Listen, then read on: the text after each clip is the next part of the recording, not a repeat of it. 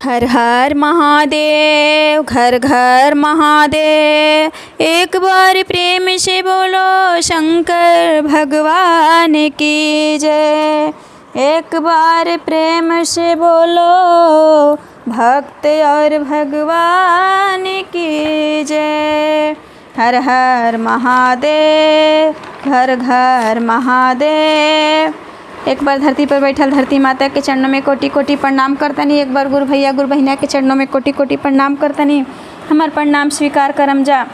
देखिए गुरु भैया गुरु बहिना गौरे जी शंकर जी से का कहतरी, कौना भाव में कहतरी, हमें गीत के माध्यम से छोड़तनी। आप लोग को प्रेम से सुनम जा। हमारा चैनल के सब्सक्राइब करम जा ताकि हमें उसे अच्छा अच्छा भजन और कथा आप लोग के बीच में छोड़ी।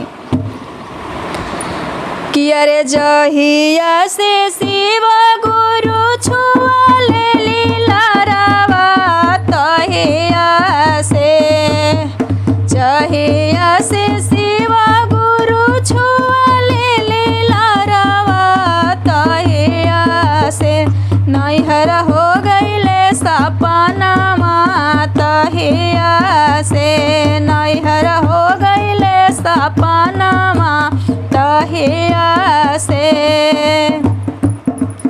अरे गोड़ा तोहरो लागिला भोला बहुरा हवा जय हो दीतना।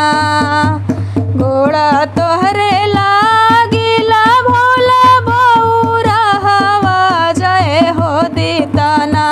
हाय जाए हो दीतना हमके दू दिन के नैहरवा जाए हो दीतना। हमके दू दिन के नैहरवा जाए हो दीतना। अरे कैसे में जइबू गौरा अपना नैहरवा के हो दीहेना। कैसे में जइबू गौरा अपना नैहरवा के हो दीहेना। अरे हो के हो दीहेना हमरे चिलम में गांजावा के हो दीहेना। हमरा चिलम में गांजावा के हो भरिहेना। जहिया से शिव गुरु छुआ ले लीला रावा तहिया से नैहर हो गईले सपनामा तहिया से। ए गोड़ा तोहरे लागिला भोला याड़ा भंगिया जय हो दीतना। गोड़ा तोहरे लागिला भोला याड़ा भंगिया जय हो दीतना। हमके दू दिन के नैहरवा जय हो दीतना। हमके दू दिन के नैहरवा जय हो दीतना। हे कैसे में जइबू गौरा अपना नैहरवा के हो पिसहेना। कैसे में जइबू गौरा अपना नैहरवा के हो पिसहेना। हमर भंगिया धतुरवा के हो पिसहेना। हमर भंगिया धतुरवा के हो पिसहेना।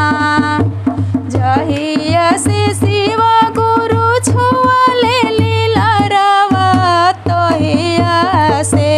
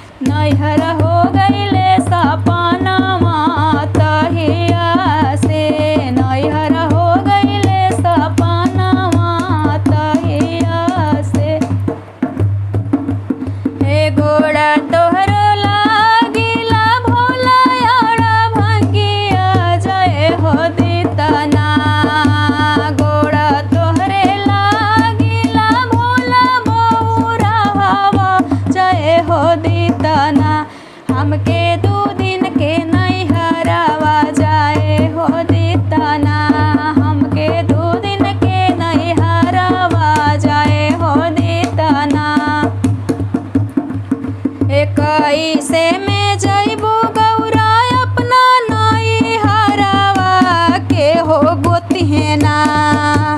कैसे में जइबू गौरा अपना नई हरवा के हो गोतिहेना। हमरा बाएला के भूसावा के हो गोतिहेना। हमरा बासाह के भूसावा के हो गोतिहेना। जहिया से शिव गुरु छुअले लीलारावा तहिया से नैहर हो गइले सपनावा तहिया से। गोड़ा तोहरो लागिला भोला याड़ा भंगिया जय हो दीतना। गोड़ा तोहरो लागिला भोला बौरावा जय हो दीतना। हमके 2 दिन के नैहरवा जय हो दीतना। हमके 2 दिन के नैहरवा जय हो दी।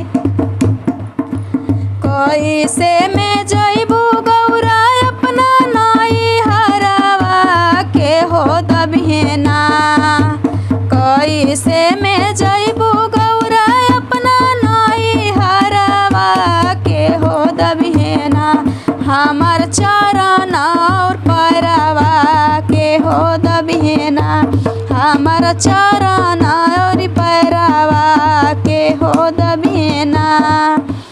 जहिया से